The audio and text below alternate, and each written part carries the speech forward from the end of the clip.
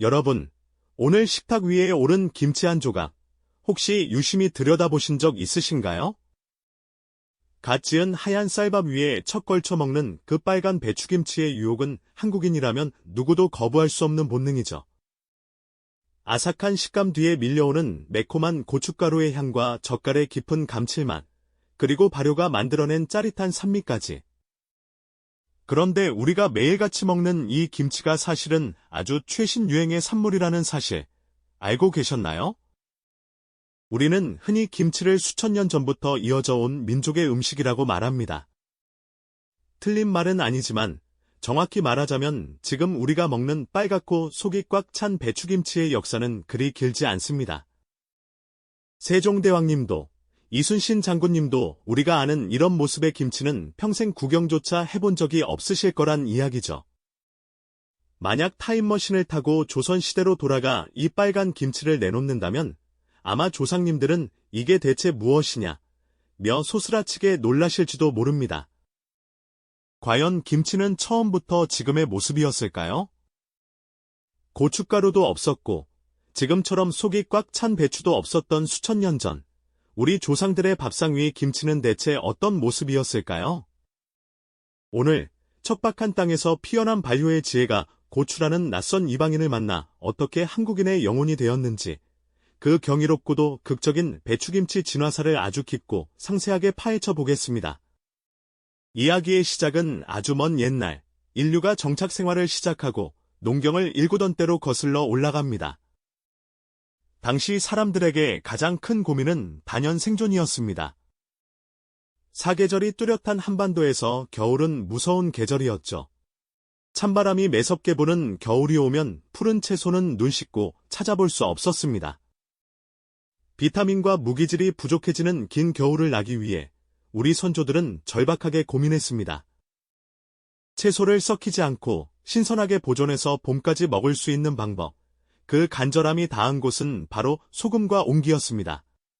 채소를 소금물에 담가두면 삼투압 현상에 의해 수분이 빠져나가고 그 자리에 유익한 미생물이 번식하며 산을 만들어냅니다. 이것이 부패를 막는다는 원리를 우리 조상들은 수많은 시행착오 끝에 본능적으로 깨달았습니다. 당시의 김치는 채소를 소금물에 담근 거기라는 뜻의 침채, 나는 한자어로 불렸습니다. 이 침체가 시간이 흐르며 팀체, 김체를 거쳐 오늘날의 김치가 된 것이죠. 초기 김치는 지금처럼 강렬한 빨간색이 아니라 일종의 소금 절임이나 시원한 동치미에 가까운 형태였습니다. 화려한 맛은 없었지만 흙 속 항아리 안에서 묵묵히 익어가던 그 푸른 채소들은 척박한 겨울을 버티게 해준 생명의 줄기였습니다. 시간이 흘러 삼국시대를 지나 고려와 조선 초기에 이르자 김치는 단순한 보존식을 넘어 화려한 요리로 진화하기 시작합니다. 이때까지도 김치는 여전히 하얀색이었습니다. 하지만 맛은 결코 단순하지 않았죠. 조상들은 소금물 대신 다양한 젓갈을 사용해 깊은 감칠맛을 더하기 시작했습니다.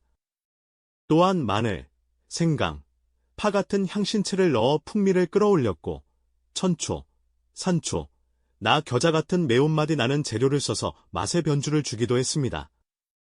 조선시대 기록을 보면 당시 김치의 위상을 엿볼 수 있습니다. 왕실의 수라상에는 꿩고기나 전복을 넣은 귀한 김치가 올랐고 민가에서는 주변에서 구하기 쉬운 오이, 가지, 미나리, 무로 다채로운 김치를 만들었습니다. 특히 고려시대 문학가 이규보의 동국이 삼국집을 보면 물을 소금에 절여 겨울을 대비한다는 기록이 나옵니다. 즉, 당시 김치의 주인공은 배추가 아니라 무였다는 뜻입니다. 지금의 총각김치나 동치미의 먼 조상들이 밥상을 주름잡던 시절이죠. 젓갈의 깊은 감칠맛과 채소의 아삭함이 어우러진 화이트 김치의 전성시대. 이것이 우리가 잊고 있었던 김치의 원형이었습니다. 그러던 16세기 말, 한반도 식문화의 운명을 통째로 바꿀 거대한 사건이 발생합니다. 바로 고추의 상륙입니다. 임진왜란을 전후해 신대륙에서 일본을 거쳐 들어온 이 낯선 열매는 처음에는 남만초, 번초라 불리며 아주 위험한 존재로 취급받았습니다. 너무 매워서 독초로 오해받거나 혹은 술안주로 쓰이는 정도였죠. 당시 문헌인 지복유설에는 고추에 강한 독이 있다는 기록까지 있을 정도였습니다. 하지만 우리 선조들은 이 매콤한 열매에서 혁명의 가능성을 발견했습니다. 18세기 무렵 고추가 김치에 본격적으로 쓰이기 시작하자 식탁 위에는 천지개벽 수준의 변화가 일어납니다. 고추의 캡사이신 성분은 김치가 지나치게 빨리 식는 것을 막아 보존 기간을 늘려주었고 자칫 비릴 수 있는 젓갈의 냄새를 잡아주며 맛의 밸런스를 완벽하게 맞췄습니다. 무엇보다 고춧가루가 시각적인 식욕을 자극하며 김치를 빨간색으로 물들이기 시작했습니다. 이전까지 소금을 대량으로 써야 했던 절임 방식에서 고춧가루를 통해 적은 소금으로도 맛을 낼 수 있게 된 경제성 또한 고추가 빠르게 퍼진 이유였습니다. 그런데 여기서 또 하나의 반전이 기다리고 있습니다. 고추가 들어왔다고 해서 바로 지금의 배추김치가 된 건 아니었습니다. 당시 우리가 먹던 배추는 지금처럼 크고 속이 꽉 찬 형태가 아니었습니다. 잎이 낱낱이 벌어진 작은 채소였죠. 지금의 청경채나 갓과 비슷한 모습이었는데 맛도 지금의 배추처럼 달지 않고 훨씬 쌉싸름했습니다. 우리가 아는 커다란 통배추, 즉 속이 꽉 찬 결구배추는 19세기 말에 이르러서야 품종 개량을 통해 우리 땅에 보편화되었습니다.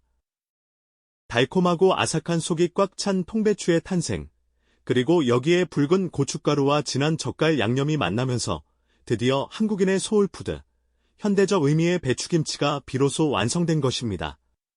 수천 년의 발효 역사와 외래 작물인 고추, 그리고 끝없는 품종 개량이 만들어낸 인류 식문화사의 기적 같은 만남이었습니다.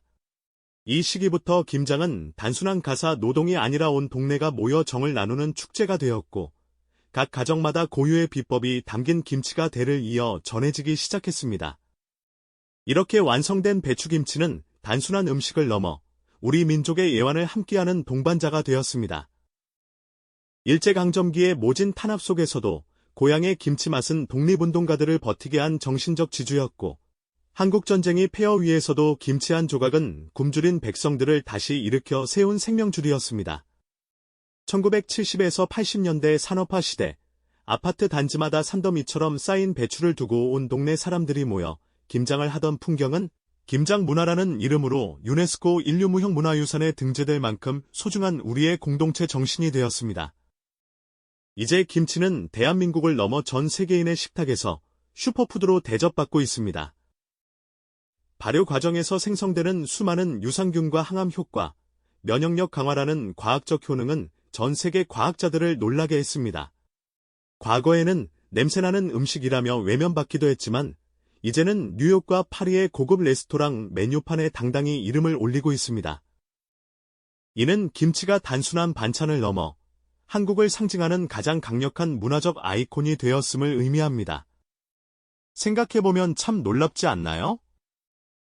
수천 년 전 온기 속에서 시작된 투박한 소금 절임이 지구 반대편에서 온 고추라는 낯선 이방인을 너그럽게 받아들여 이토록 완벽한 조화를 만들어냈다는 사실 말입니다.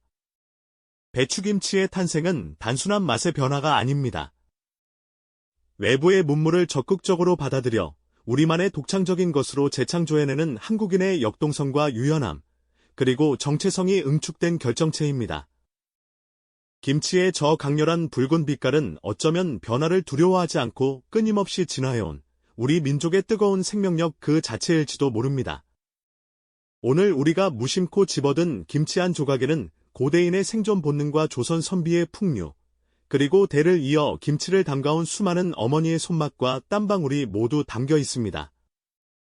가장 평범한 것이 사실은 가장 위대한 역사를 품고 있었던 셈이죠.